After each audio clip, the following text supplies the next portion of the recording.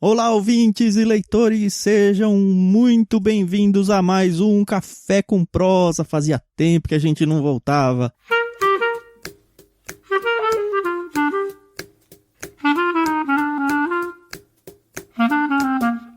Esse é o programa do Ictus Podcast, de um bate-papo super descontraído, super aleatório, com alguém que a gente admira. E é isso. Eu sou o Thiago André Monteiro, @vulgutan, você pode seguir lá no Twitter. Estou aqui de novo com a minha amiga Carol. Oi, Carol. Olá, pessoal, aqui é a Carol Simão, @somentecarol lá no Twitter, segue a gente. E estou aqui com uma convidada especialíssima, gaúcha.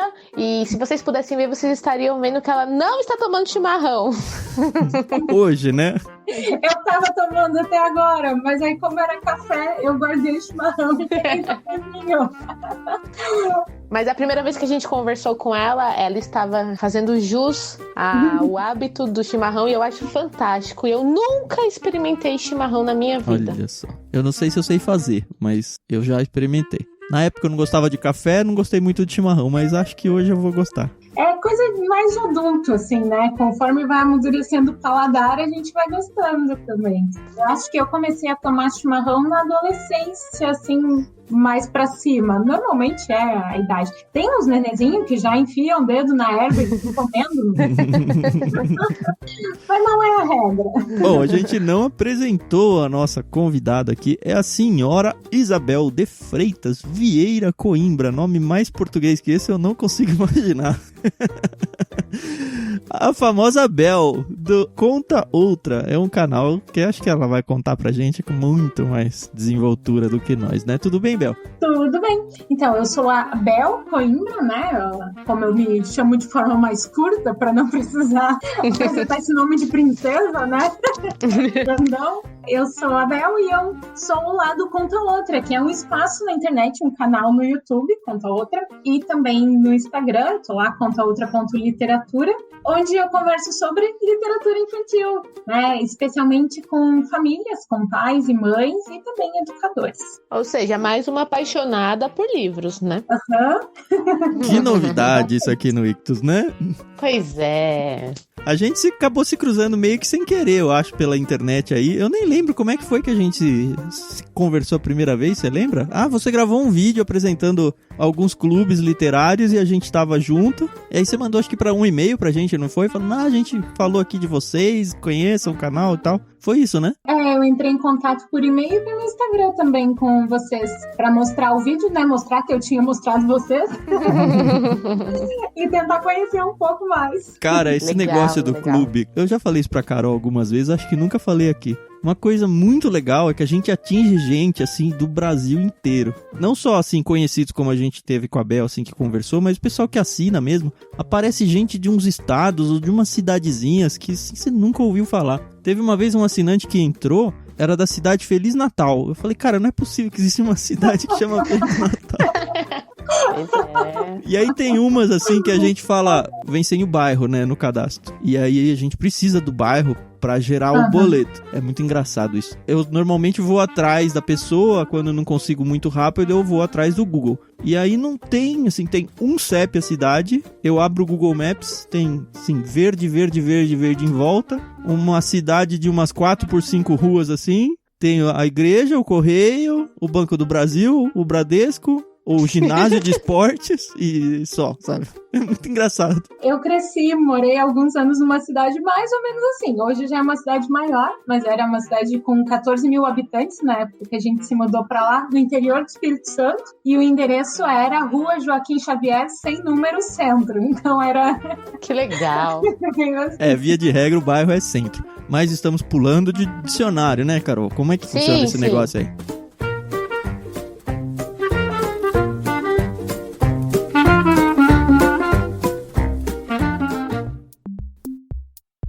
Então, pessoal, acho que todo mundo já sabe, mas para quem é novo aqui, a gente tem uma brincadeira chamada dicionário, onde cada um dos participantes tem que escolher uma palavra difícil ou pouco usual. A gente vai ter que se desafiar e vamos ter que usar essa palavra fazendo total sentido dentro do bate-papo. Lembrando que a gente não fala o significado da palavra, então você tem que ir atrás. E cada palavra vale por uma semana um cupom de desconto lá na sua primeira assinatura de qualquer plano do Clube Ictus. Então fica atento às palavras, porque depois você pode utilizá-las como cupom de desconto. Isso, beleza? na primeira mensalidade, né? Isso, exatamente. Lembrando que a gente não tem lá no cupom de desconto acento, cedilha, nenhum sinal diacrítico. Olha que nome bonito. Pode vir um dia no dicionário, né? Diacrítico. Mas a palavra assim, nua e crua, sem nenhum apêndice, ok? Isso. A gente sorteou aqui, eu vou desafiar a Carol com uma palavrinha bem simples, pequenininha, de fácil uso, hein, Carol? Manda. A palavra é adro. AD de dado, RO. Adro. Olha, eu não tenho noção de como eu vou usar essa palavra dentro do nosso bate-papo. É só você conduzir a conversa pra esse assunto aí. Eu já não usei um flamingo uma vez. É verdade. Fez muito sentido. Tá certo. Tá bom. Ok, então ficou a meu... Eu vou ter que desafiar a Bel. E a palavra que eu desafio é inopino. Inopino. Tá, tranquilo. E eu vou desafiar então o Tan com a palavra hebdomadário. Hebdomadário. Isso, começa com H. A da Carol, que desafiou a Bel, não tem H. É só essa aqui. Isso. Hebdomadário. Uhum. Tá bom, que bonito, hein? Um bom nome pra um filho, né? Ótimo. Bom. Agora sim que a gente pode usar um hebdomadário assim nas frases, tranquilamente. A gente pode continuar a conversa e eu quero perguntar aí pra Bel da onde que saiu dessa cabeça dela a ideia de criar um canal pra falar sobre literatura infantil, não para crianças, como ela tava contando pra gente. É isso, né?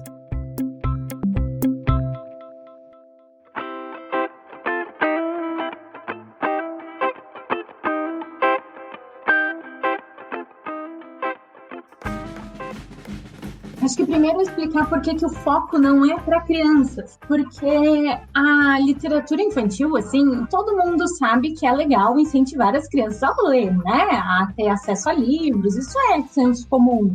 Mas uma coisa que eu venho aprendendo nos últimos anos, né? É que existe muita diferença entre os livros. Que tipo de livro a gente quer incentivar as crianças a ler? Qualquer coisa que é texto é legal de ler? Qualquer coisa vai ajudar ela a se desenvolver?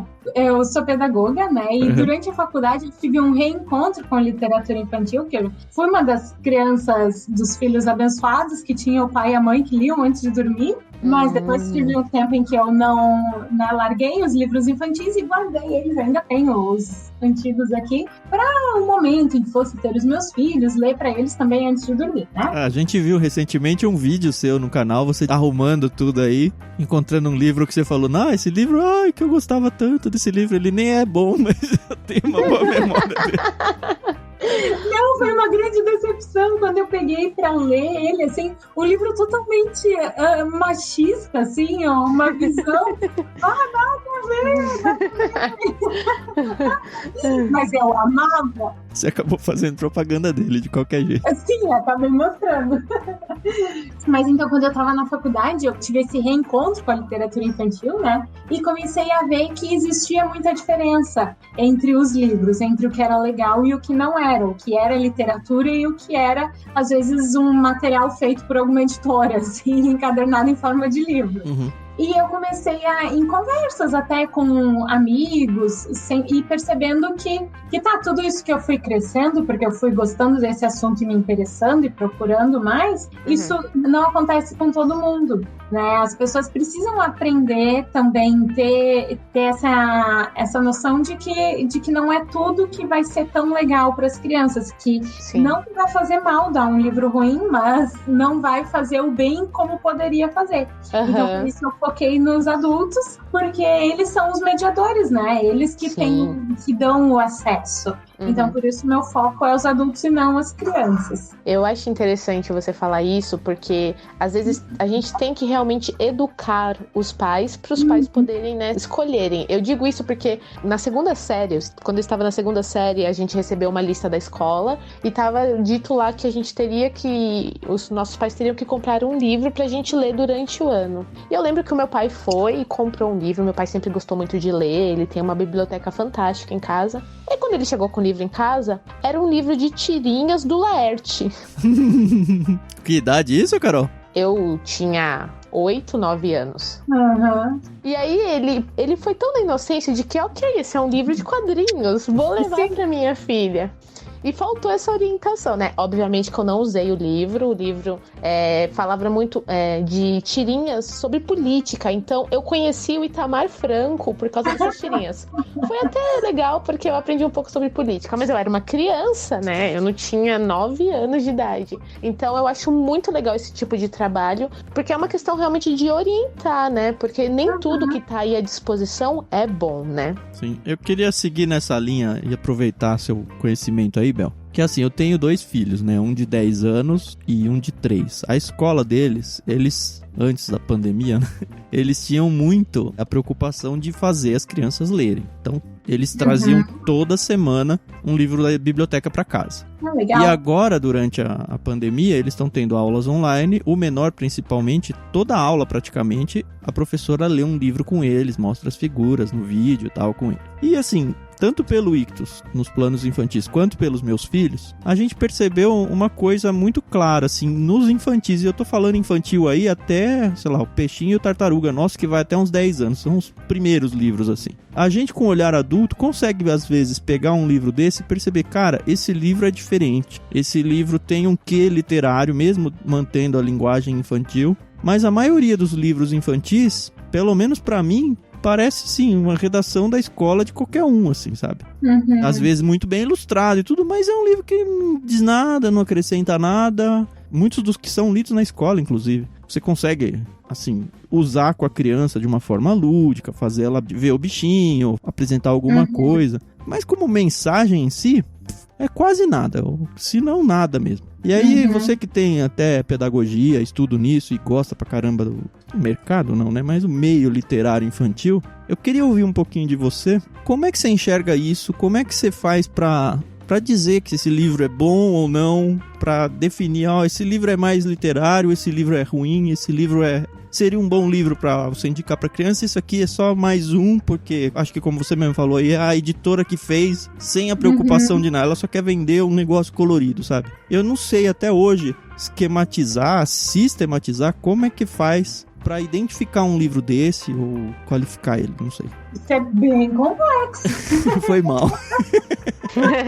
Por isso que eu fiz a pergunta logo no começo. Eu não quero nenhuma resposta acadêmica, assim, eu quero um pouco da sua sensibilidade, tanto como pela formação, quanto pelo trabalho que você tem feito com livros infantis. Acredito que vocês conhecem muito mais livros infantis do que a gente. Ou eu posso estar viajando também, de repente eu tô com um olhar adulto e pego esses livros que eu acho mais bestas, assim, e na verdade eles têm um papel importante e sou só eu que não sei enxergar isso. Sim, não, tem muito livro que é bobo. Os livros, eles têm diferentes funções até, né? Eu gosto, assim, os primeiros livros que eu me apaixono são os que me fazem rir.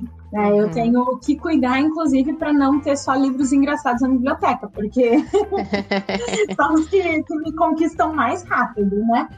Livros que têm, assim, finais inusitados, assim, que fazem a gente rir. Mas a literatura, tanto para criança quanto para adulto, eu tenho aprendido, isso é uma coisa que eu tenho começado a entender agora e tenho buscado crescer nisso agora, ela tem que nos elevar, né? Não dá pra gente sempre ler pra ficar no mesmo lugar. A ideia é que a gente cresça com isso. Então, o que eu busco nos livros é que eles despertem um pouco a emoção e nos ajudem aí. Mas quando a gente tá falando de adulto, é fácil, porque assim, todo mundo tá em patamares diferentes em relação uns aos outros. Então, pode ter um adulto que não tá acostumado a ler, por exemplo, que vai pegar um livro que eu li quando eu era jovem, por exemplo, e que seja um desafio pra ele, ou faça ele se elevar, como você falou agora. E de repente uma pessoa similar, numa mesma idade, já tem uma maturidade maior, que aquele livro é só mais um. Sim. Só que no caso das crianças, eu imagino que essa régua esteja mais equilibrada. As crianças, normalmente, elas mais ou menos, principalmente as primeiras idades ali, elas estão nos mesmos patamares. E eu me incomodo um pouco com alguns livros que o Daniel, de 3 anos, lê de vez em quando, porque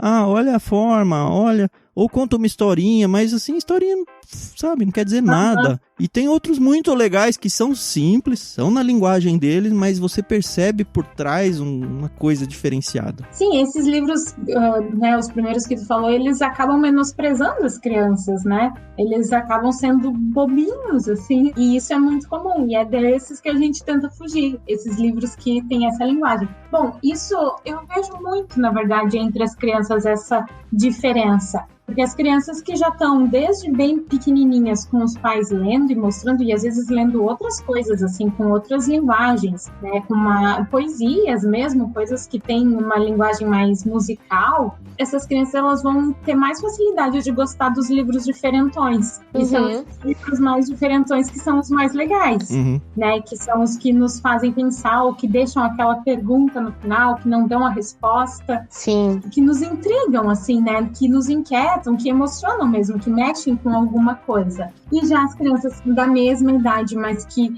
acabam só tendo contato com livros na escola, e muitas vezes com esses livros que são mais infantilizados, que têm essa linguagem assim, que menospreza mesmo a inteligência das crianças, elas vão demorar muito mais para começar a gostar de coisas diferentes, sabe? Sim, é bem isso mesmo. E também tem muito dessa coisa da metodologia que a escola ela usa, né? Ou os pais, se eles são leitores ou não, né? Isso tudo influencia, né? Será que tem muita escola que, tipo, diz que tem uma preocupação pedagógica e tal, mas, cara, funciona só até a página 2 e aí, vamos pegar um livrinho ali e ok, esse é o livro, mas é só porque caiu ele na minha mão e eu, na verdade, nem me preocupei pra ver o que ele fala. Deve ter, né? Tem muito. Isso é uma falha em tudo, né? Acho que muito até na formação, não que seja culpa dos professores, mas os professores que não tiveram contato com boa literatura, os professores não leem, na verdade, né? É triste, mas é muito real. E aí, como que eles também, a partir do que eles vão conseguir oferecer coisas legais? Eles vão oferecer aquilo que a professora na faculdade disse que era legal, mas ela vai ter falado de 3 autores durante as 5 aulas em que ela teve, que abordou esse assunto, e vão ser esses autores que os professores vão repetir para as crianças, e é só isso que vai ser conhecido. E às vezes são autores muito legais. Mas a quantidade é pouca, né? Então, era isso que eu ia falar, porque eu sou formada em letras, e eu lembro que eu vi pouquíssima coisa de literatura, de autores nacionais, literatura infantil mesmo. Eles não focam muito nisso, né? É também muito conteúdo que eles têm que passar num curto período, né? Então... Espera-se que você vá atrás, né? Eles dão a informação de como fazer e você vai inventar como você vai desenvolver isso. Mas, na verdade, a real, não fazem isso, né? Não, porque tu vai ter que ir atrás em todas as matérias, né? Exato. Então, é muita coisa, é pouco tempo, e ainda tem uma casa para cuidar, às vezes um outro emprego, e às vezes se não te toca, não te move, tu não vai atrás, né? O professor tem que ter vocação, né? Não tem jeito. E os que não têm estão lá pelo job, né? Pelo trampo. Faz parte. Mas e aí, Bel? Aí você decidiu que tava na hora de falar com os pais. E como é que você chegou ao plano, o canal hoje do jeito que ele é? Como é que você estruturou isso? Então, como que eu comecei? Então, aí tinham 2 coisas, né? Eu queria mudar de carreira, queria sair da escola. Então, mas não queria também colocar os meus conhecimentos e as coisas que eu gostava embaixo do braço e virar dona de casa, né? Não era essa ideia, mas eu não queria mais estar na escola também. E aí eu comecei a pensar, todas as coisas que eu já fiz até hoje, o que mais me agradava, onde eu conseguia me destacar e onde eu mais me apaixonava. Sempre tinha alguma coisa a ver com literatura, com livros, com histórias e tal. E aí surgiu esse canal. Eu desde o início já tive muito claro que eu não queria fazer um canal para contar história para criança. O primeiro, porque, assim, entre várias razões, uma das minhas razões é que eu acredito que o livro tem que estar ali no colo do pai e da mãe, sabe? O livro não tem que estar numa tela. Se é pra estar numa tela, assiste desenho animado e deu, né? Nada contra os contadores de história que estão trabalhando no YouTube, mas era mais isso, assim, eu acho que o papel do livro no colo, assim, físico, é insubstituível, e eu não queria ser um empecilho para isso, estando ali disponível, né, num celular, numa televisão. Então, por isso, também, esse é um dos motivos para ter focado nos adultos. Legal. Você se considera uma curadora, assim, para eles? Uma influenciadora digital no sentido de, escolha esse livro e não escolha aquele? Acho que sim. É uma coisa que eu tô construindo. Isso principalmente até no Instagram eu mostro e tento dar um resuminho, assim, dos livros. Eu acabo muito mais mostrando ainda as coisas que eu acho legal, embora às vezes eu tenha acesso aos livros que eu acho bem ruins. São stories, assim, que eu peguei uns livros emprestados, postei uma foto e eu, vou ler antes de dormir, não sei o que, e tava com expectativas muito altas. E foi uma porcaria, assim. Como é que você fala na internet que um livro é ruim? Ou não fala, finge de morto? Eu geralmente não falo, né? Porque eu fico pensando, coitado, teve uma pessoa que fez. Eu fico, não. Mas aí, como eu já tinha postado a foto nos stories com expectativa, eu tive que postar, assim, tipo, que decepção. Ele até começava, ele tinha uma ideia legal, mas no fim... Então, porque quando a gente mostra a cara, tapa, a gente se torna um formador de opinião, né? E as pessoas não esperam que você só elogie. Você só vai ganhar a credibilidade de verdade no momento em que você fala, isso a coisa é boa e essa coisa é ruim. O seu canal, Bel, qual que é a frequência dele? Ele é hebdomadário, mensal? Como é que você planeja ele desde o início ou pro futuro? Então, ele era um canal semanal, né? Eu postava um vídeo por semana. E aí, um dia, assim, de forma inopina, Vale, cara. E agora eu tenho postado toda terça e sexta às 11 da manhã. Tem vídeo novo no canal. Que legal, poxa. 2 vezes por semana. 2 vezes por semana. É meio loucura, né, isso? Mas é o que você falou, é o seu trabalho de agora, né? Quando a gente começou o podcast no Ictus, eu nem sei se a gente vai seguir isso ou não. Aliás, nunca falamos isso, hein? Então, primeira vez. Eu combinei com a Carol, porque assim, dá trabalho pra caramba gravar, editar e tudo mais. E a gente tem a ajuda do Chico Gabriel, que faz a edição de pelo menos metade dos programas pra gente. Mas a gente ficou meio que nessa neura de, cara, a gente vai fazer isso direto. Porque assim, a gente sabe que é importante ter frequência, porque senão não cresce. O público, ele só ganha a credibilidade, a gente, né, ganha a credibilidade do público a partir do momento que você tem uma frequência e conteúdo. E aí a gente pensou, a gente vai fazer tipo seriado, assim, que, sei lá, vai até novembro e aí fica um buraco, até pra dar aquela saudade ou tal. Sei lá, dezembro e janeiro não tem nada e aí saiba que em fevereiro a gente volta ou alguma coisa assim. A gente tava mirado nessa ideia aí. Mas eu também não sei se isso é uma boa ou não. A gente precisa pensar a respeito disso. Se você ouvinte aí tem opinião, marca a gente aí na rede social e responde o que você pensa a respeito disso. Mas eu queria saber se você tem essa, sei lá, se você já pensou isso pro conta outra ou não. Mas sabe o que eu acho, desculpa cortar a Bel? Que quando você se dispõe a fazer alguma coisa, né, você bota ali na agenda ou você fala pra sua família, todo dia, 7 horas da manhã, eu vou acordar pra fazer isso, acaba virando uma coisa mais natural, né? Eu lembro que realmente no início, quando a gente sentou pra falar, olha, toda semana a gente vai ter que gravar isso ou aquilo, eu lembro que eu pensei assim, caramba, como é que eu vou dar conta?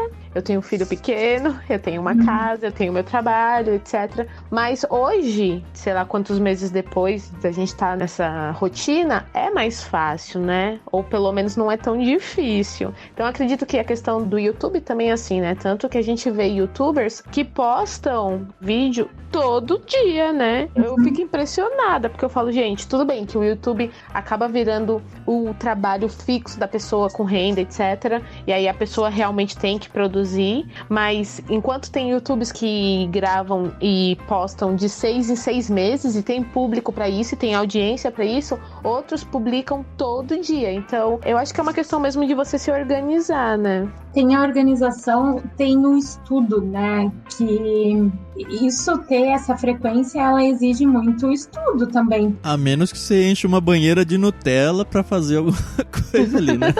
Mas eu tô cada vez alcançando mais gente e eu tenho que seguir me alimentando, seguir estudando, Sim. né? E tendo mais autoridade e evoluindo. O Conta Outra, eu comecei ele no início do ano passado meio pra testar, mas eu ainda trabalhava. Uhum. Trabalhava, né, 30 horas, acho que era.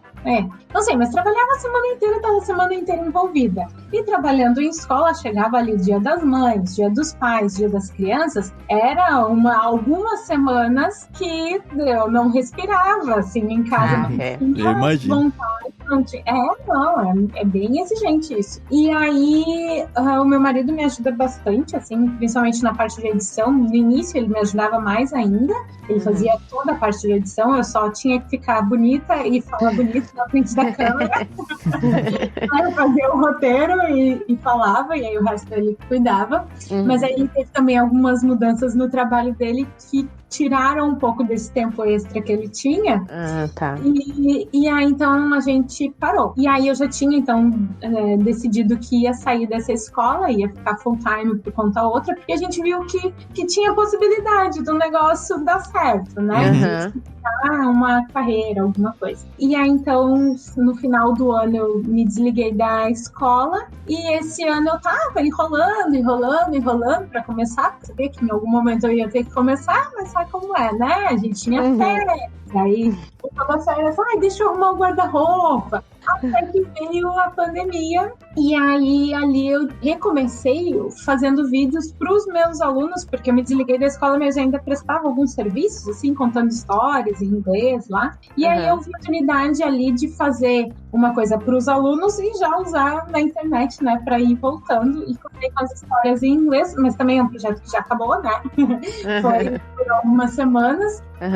E aí, então, isso me motivou a ir voltando. E depois, então, que eu comecei os 2 vídeos por semana, um com conteúdo e esse outro para as crianças. E aí, depois terminou o das crianças e agora são 2 vídeos de conteúdo adulto mesmo, semanais. Entendi. Legal. E nisso, no início, de novo, meu marido estava ajudando mais, mas agora, como eu, então, tenho isso e não tenho mais a escola para dar conta, eu fui aprendendo também as coisas de edição. Para mim, o que dá mais trabalho hoje é que depende, cada fase depende um pouco do tema. Se é um tema que eu preciso estudar mais, ou se é uma coisa que já está mais natural, assim, que aí eu tenho vou falar sobre isso, e aí vem a ideia, é só organizar, é mais fácil. Entendi. Mas os processos, eles vão ficando mais fáceis, assim, de edição, de organização, isso melhora. Que legal. Você é cristã, Bel? Sim, desde que legal. Que legal. Nasci na igreja. Que legal. Eu também. A gente tem 2 filhas de pastor, é isso? É verdade, você comentou que você era filha de pastor. Então eu também sou filha de pastor e acho engraçado que aqui na igreja eu sempre tive muita influência de livros cristãos, mas a minha leitura, ela sempre foi mais voltada para livros não cristãos. Eu não sei se com você é mais ou menos dessa forma. Eu lembro que quando eu conheci o Tam, pra quem não sabe, gente, o Tam já foi meu chefe, tá? Antes de ser meu sócio. E eu lembro que, isso ele não vai lembrar, certeza, mas que durante a entrevista de trabalho... Me lembrar que eu sou ruim de memória. Durante a minha entrevista de trabalho, ele virou e falou assim: o que você acha de um comentário bíblico? E aí eu lembro assim que eu dei uma gelada, que eu nunca tinha lido um comentário bíblico de capa contra capa, né? Falei, eu prefiro livros não cristãos, tal, mas eu leio o que você mandar, eu leio. Então eu não sei, tipo, se aconteceu isso com você também, por ter o pai pastor, por estar sempre ali envolvida na igreja, né? Imagino eu.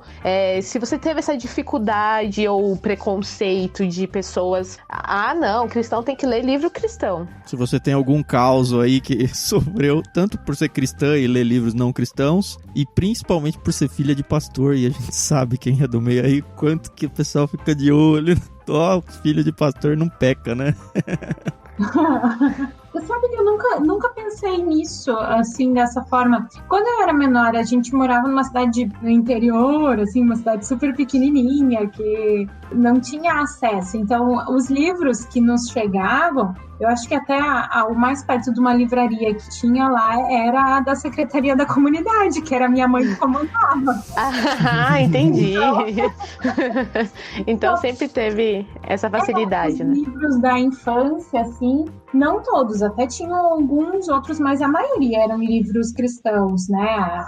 Bom, sempre tinha a Bíblia ilustrada, né? Tinha também Big Mag, que eu lembro bastante. E depois, quando eu fui crescendo, tinha muitos os romances que eu fui lendo, assim, eu gosto muito de romance, assim, eu cresci lendo aqueles bem água com açúcar, mas que tu morre chorando, sabe? Sim. A cara da Carol é engraçado. Você ouvinte tá só no áudio, a gente tá vendo a cara da Carol. Eu me identifico.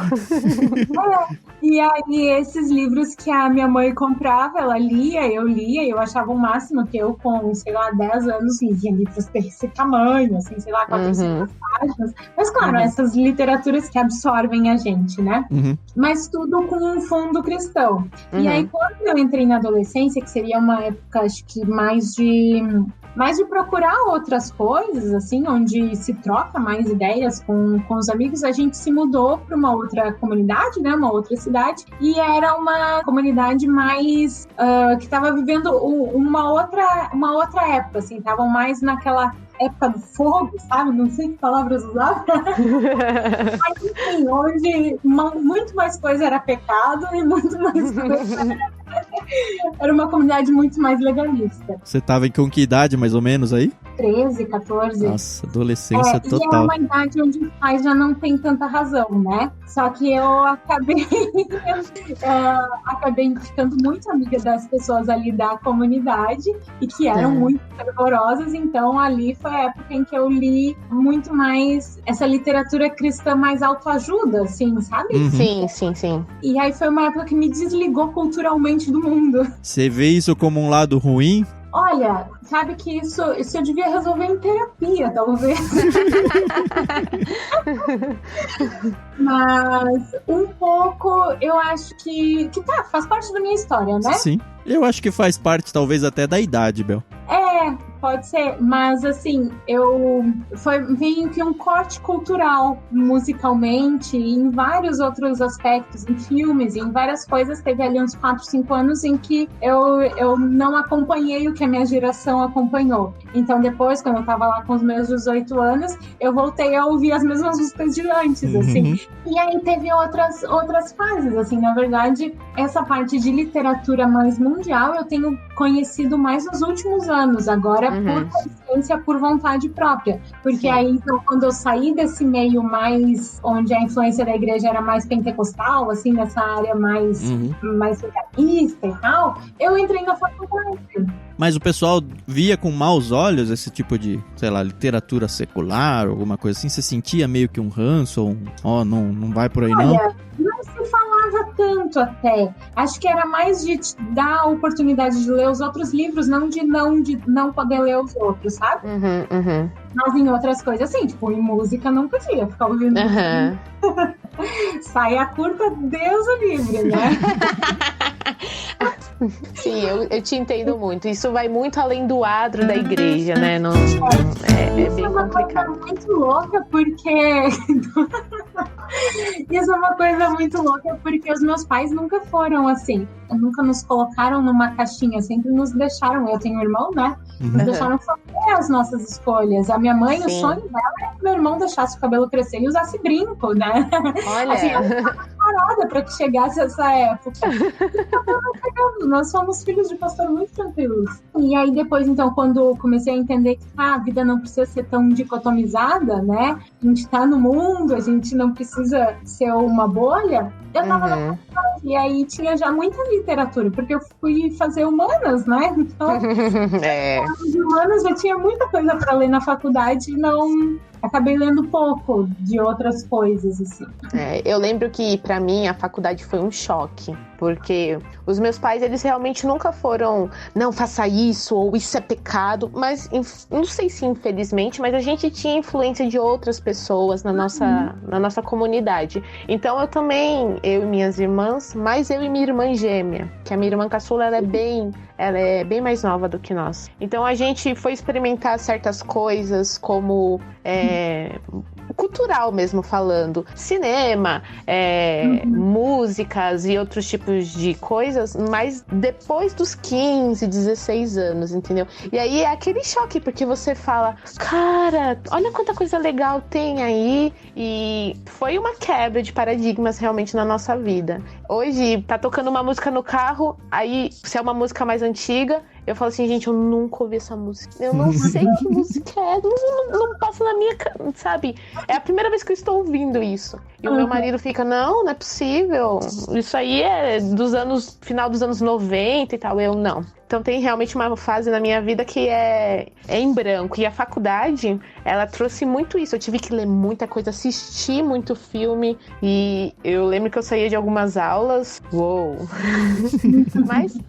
foi bom, me fez crescer. É interessante isso, porque eu cresci em lar cristão também, mas assim, minha mãe era que levava a gente à igreja, acompanhava tudo. Meu pai, até hoje eu não tenho bem certeza do cristianismo dele, acho que sim, mas ele nunca foi assim de frequentar e de se envolver e tal. No entanto, muito mais pelo meu pai, assim, muito mais não, mas principalmente pelo meu pai, em casa sempre foi muito musical, não que eles tocassem instrumentos, mas meu pai ouvia muito MPB, a gente teve uma riqueza cultural dentro de casa, somos em 4 irmãos, muito grande. Eu lembro que eu fui para o ensino médio, eu fui para uma escola que conseguia transpassar para os alunos essa ideia de leitura de mundo, de coisas diferentes, assim, e eu, por estar solidificado dentro da cosmovisão cristã, então eu tinha uma certa barreira de ética já muito bem construída, mas eu sempre tive acesso a tudo sem necessariamente eu avançar e pecar por causa disso. Só que isso incomodava muita gente, até na minha igreja mesmo. Eu lembro, eu já contei, vou contar de novo porque a Bel não deve conhecer. Eu emprestei um CD do Raul Seixas para um menino da igreja.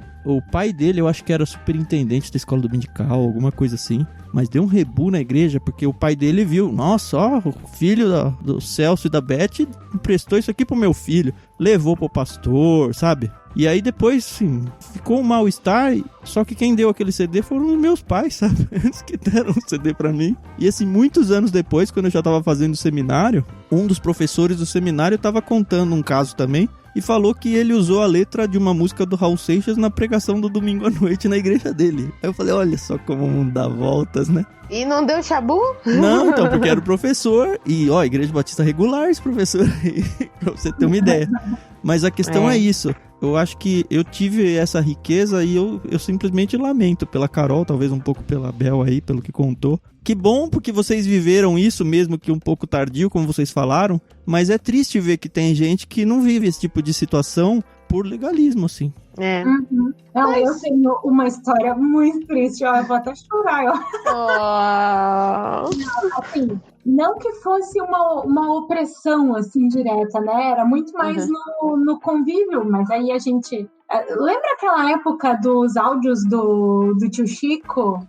Não sei se vocês... É Tio Chico, né? Eu não sei quem é Tio Chico. Que era o bruxo da Xuxa, não sei o quê.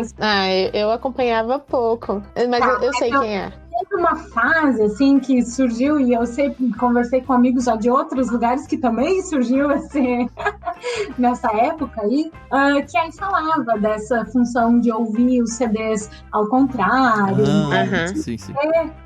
O demônio em tudo que é coisa. E então surgiram esses assuntos, e aí não pode ficar ouvindo, né, música secular e tal. E na minha casa sempre teve, não era tão variado, mas sempre tinha ali, ainda tem, só que não funciona mais lá na casa dos meus pais, aquele som com uns 3 CDs, sabe? Sei. Aqueles aparelhos no som.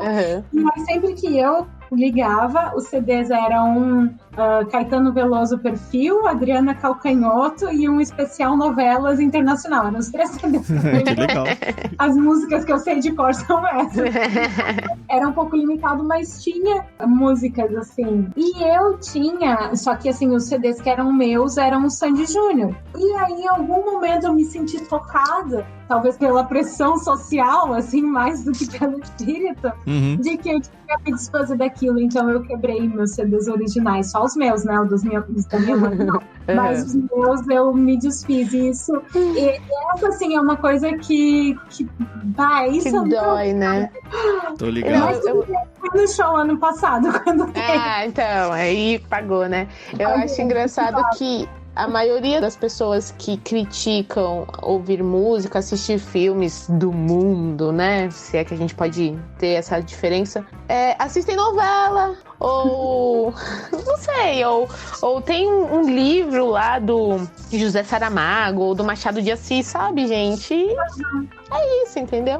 Cara, você falou da novela aí, assim, a minha casa tinha bastante coisa, mas eu lembro muito claramente, meus pais não viam e não deixavam a gente assistir novela, nenhuma. E programa Silvio Santos. Eles não deixavam o Chacrinha também, mas eu também nunca tive interesse. Até porque o Chacrinha foi muito quando eu era muito pequeno, mas eu tinha idade já pra... Assim, todos os meus amigos da escola acompanhavam o programa Silvio Santos e em casa era proibido. E meus pais nunca falaram por quê. Só não podia. E novela também não. E assim, foi um negócio super natural em casa. Ninguém ficava, ai, que droga, não posso ver a novela. Não tem. Né? E assim, que bom, porque é justamente um lixo, né? Então, é difícil você falar, pode isso, não pode aquilo e não educar, né? Então, mais uma vez, acho que o trabalho da Bel é importante, principalmente porque essa questão, sim, da curadoria, de falar, olha, pai, mãe, isso é legal pra você apresentar pro teu filho, ou tem esse senso crítico, independente se você gosta ou não dessa literatura, mas é importante, né? Eu acho isso muito especial. Até para as crianças irem construindo o gosto delas e não ficarem tão suscetíveis aos ventos. Exato. Ao que vem dos outros depois. Já dá para ganhar dinheiro com o canal, Bel? Oh, claro! Não. Ainda não estou monetizada. Mas o seu sonho é viver disso, né? Sim, uma hora vamos. Amém. Amém.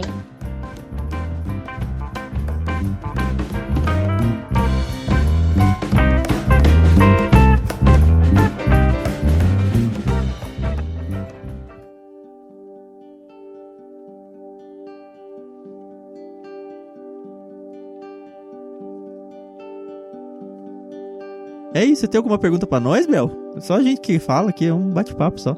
Eu quero saber o que além do clube vocês fazem da vida. Eu sou uma multiuso dentro de uma editora que eu trabalho. Eu trabalho com diagramação, trabalho com um pouquinho de marketing, trabalho com ilustração, mas tudo muito simples, tá, gente? Não venham me... Ai, Carol, faça uma capa pra mim ou ilustre um livro. Não. É bem pontual o que eu faço. Fora isso, a gente tem o Ictus, que é um projeto que mora no nosso coração. A gente fala que é o nosso filho, né, de pais separados. E também é o nosso desejo que um dia a gente possa viver dele, né? O projeto começou de uma forma e hoje ele já tem uma outra dimensão. Então, a literatura sempre foi uma paixão minha, né? Livro sempre foi uma coisa que foi muito natural na minha vida. Eu sempre estava lendo na escola, na igreja, em casa. Quando as pessoas vinham me dar presentes, elas já sabiam que era qualquer tipo de livro, porque tem selo de troca, né?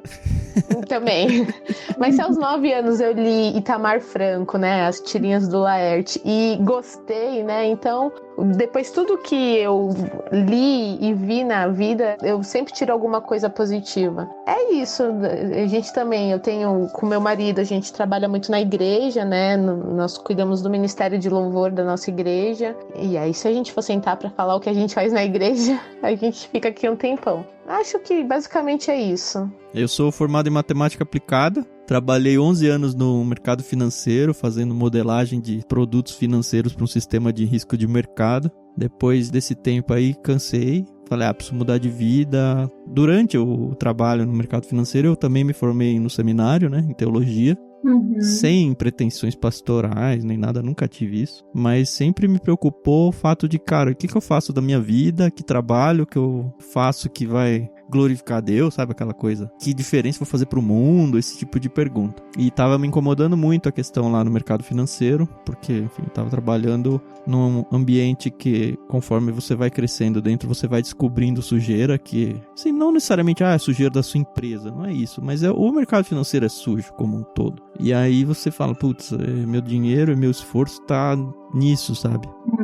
Óbvio que tem muita gente boa, o trabalho era bem legal, mas me incomodava muito porque eu não fazia nada de produtivo, coisas eternas, assim. E aí acabei saindo do mercado financeiro, fui para uma editora, a mesma que a Carol trabalha hoje. Fiquei lá de 2014 a 2018 e entrei sem saber absolutamente nada. Eu fui para cuidar justamente do financeiro dela, tentar organizar, que estava meio bagunçado. Mas acabei fazendo um monte de curso no mercado editorial. Eu já gostava muito de ler e eu já lia muito por causa do seminário. Passei um bom período da minha vida consumindo só literatura teológica. E assim, o que vocês tiveram, um período da minha vida que eu me afastei do mundo, eu tive um seminário por opção própria, e depois eu falei, nossa, que imbecil que eu fui, né? Um dia eu me perguntei, cara, quanto tempo que eu não leio um livro que não tem nada a ver com teologia? Faz anos já. E aí eu comecei a olhar de novo pra literatura clássica e tal, e falei, cara, como eu perdi tempo? Não é que eu perdi tempo, eu ganhei muito conhecimento teológico, mas fiquei monoassunto, sabe? Muito feio.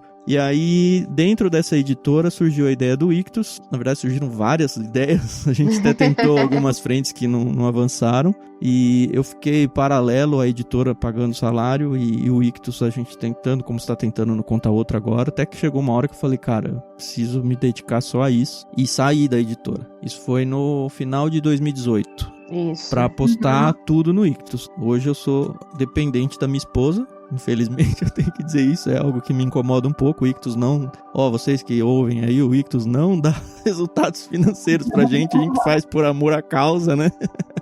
E a gente sonha que um dia a gente consiga viver disso. Estamos sim crescendo devagarzinho, mas é devagarzinho. E hoje eu vivo o dilema de continuar 100% do tempo focado no Ictus, ou voltar talvez até um mercado financeiro, ou voltar para um mercado editorial em algum outro contexto. Porque, assim, deixa o peso que tá nas costas da Renata é grande, assim, eu sei que isso me incomoda, apesar de eu saber que ela tá super comprada com a ideia do Ictus, é injusto com ela, assim, é pesado nos ombros dela, eu sei que de alguma forma incomoda isso pra ela, mas ao mesmo tempo eu não consigo falar que Deus não tem abençoado, não tem faltado absolutamente nada pra gente, graças a Deus. E a nossa oração diária é, Deus, ou me mostra o caminho, ou faz o Ictus florescer bonito, assim. Essa semana eu ouvi um rapaz falando uma coisa e eu peguei isso pra nós. Ele tem uma empresa e ele falou, nós estamos pequenos, mas nós não somos pequenos. Então, eu acho importante todo mundo que está iniciando um projeto pensar nisso, né? Que o tempo que a gente coloca é um investimento, que o dinheiro que a gente emprega é um investimento. Então, a gente, óbvio que não estamos ali em questão de números, né? Onde a gente quer, mas a gente está pequeno, a gente não é. Bizarro a gente falar isso ao público assim, né? Mas bateu um negócio meio estranho esses dias, porque eu fui abrir uma conta nesses bancos digitais, aí tem que preencher um monte de dados, isso, aquilo, e aí uma das perguntas era qual é a sua renda mensal. E aí, como é conta pessoal, não é conta conjunta com a minha esposa, eu falei, que raios, você tem que pôr 0 aqui, sabe? E não deixa, o campo não deixa preencher 0. Aí eu pensei, caramba, que coisa, né? Mas enfim, é a vida. É isso aí. Mas a gente tem se divertido muito, né, Carol? Tá sendo muito legal. Sim. Não pensem, pessoal, que a gente faz isso daqui.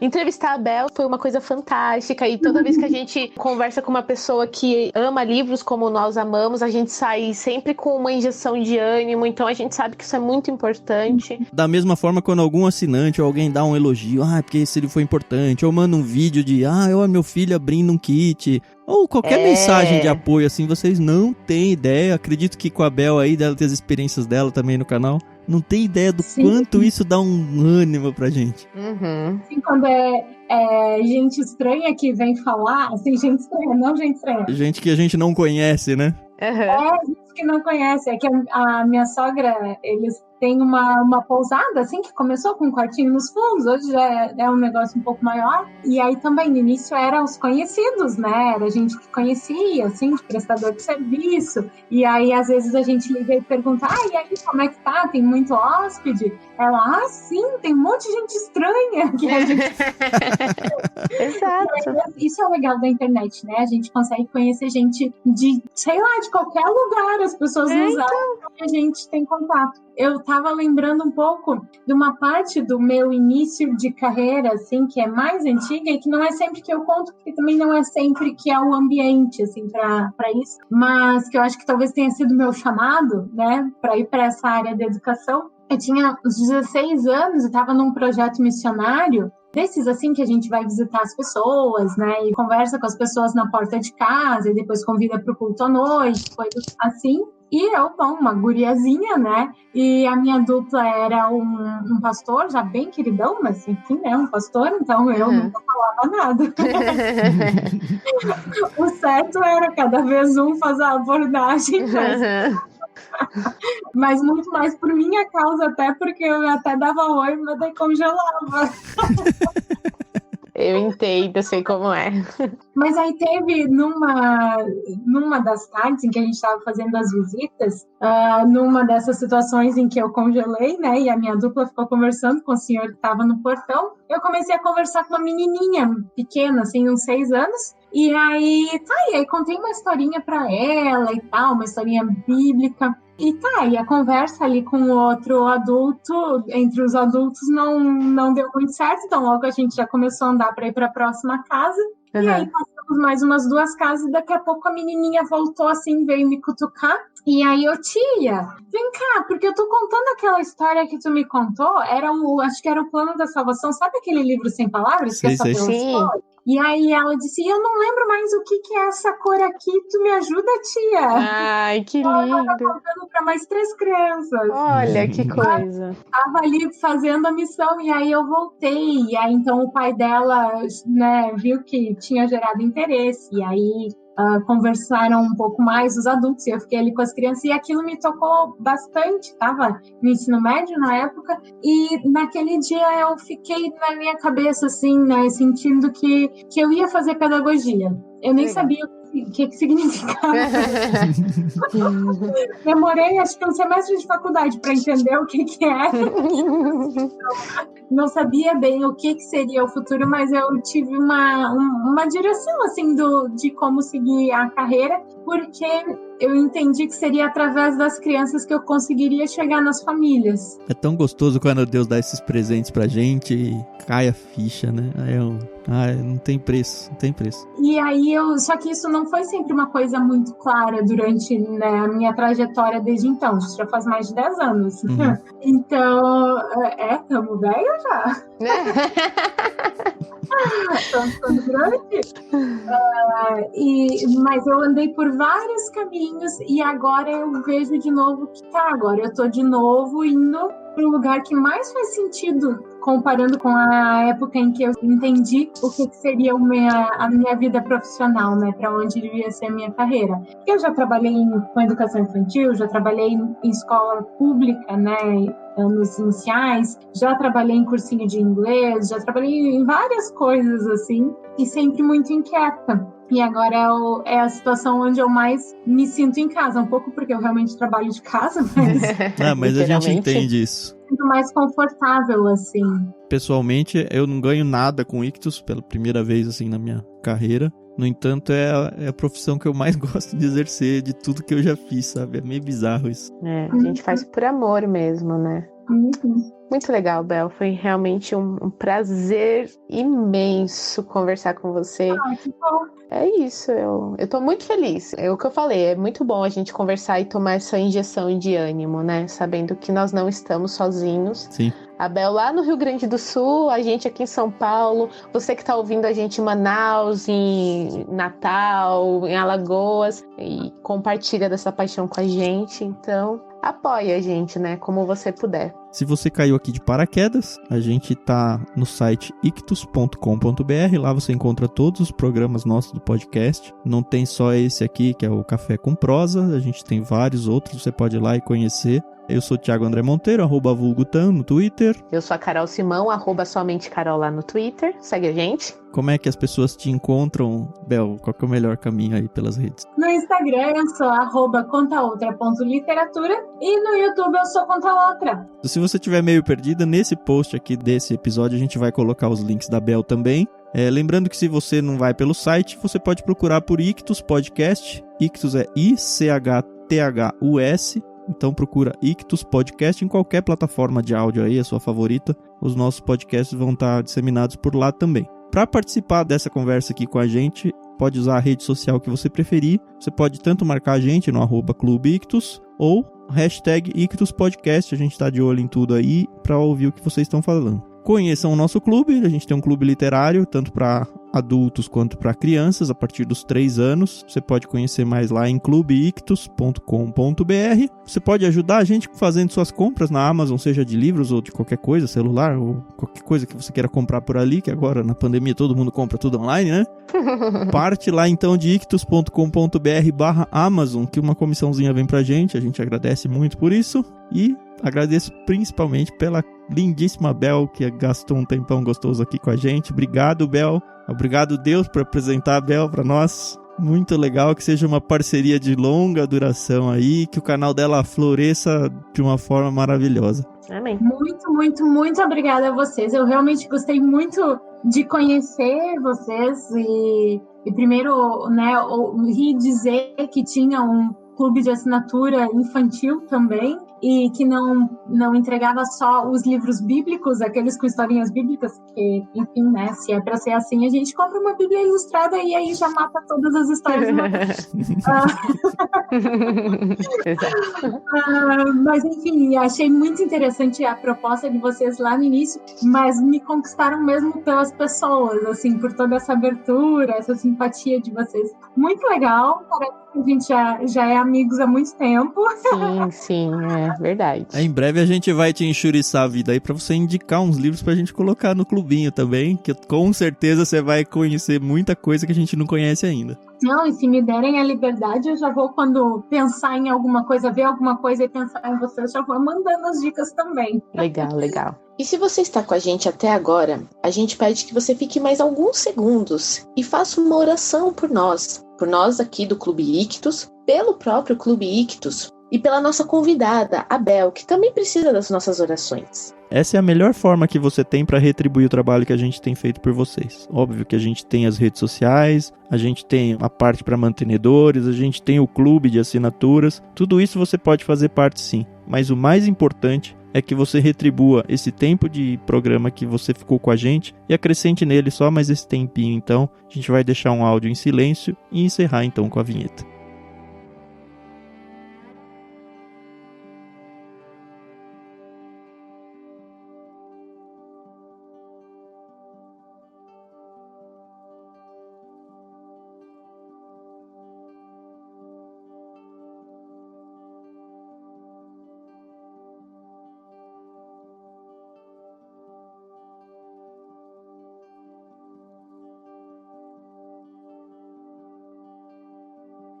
E se você chegou então até o finalzinho desse áudio, muito obrigado pelas suas orações e até a próxima. Tchau, tchau.